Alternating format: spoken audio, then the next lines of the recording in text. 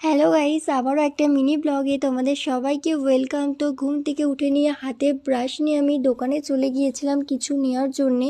তো এরপর দেখো একটা পাপ্পি দেখতে পেয়েছিলাম, তো ওর সাথে আমি একটু খেলা করে নিচ্ছিলাম। তো এরপরে বাড়িতে এসে মায়ের প্রচণ্ড মাথা যন্ত্রণা হচ্ছিল, সেই জন্য মা বলছিল যে তুই চাটা বানিয়ে খেয়ে নে। তো সেই জন্য আমি চাটা বানিয়ে সবার জন্য চাটা নিয়ে গেলাম।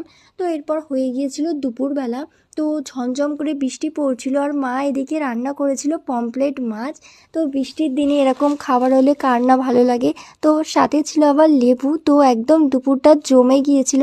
তো আমি ভাতটা খেয়ে নিয়ে তোমাদের রিভিউ দিচ্ছি যে কেমন হয়েছে তরকারিটা। তো একদম দারুণ হয়েছিল। তো এরপর রেডি হয়ে নিয়ে আমি পড়তে যাওয়ার জন্যে। তো এরপর আমি দেখো কতটা বৃষ্টি হচ্ছিল। এরপর আমি গাড়ির জন্য ওয়েট করছিলাম, আমি এসে দেখলাম এই বান্ধবীটার আমি পড়তে এসেছি আর কেউ আসেনি। তো আজকের জন্য এতটুকুই। তো কেমন লাগলো কমেন্টস করে জানিও।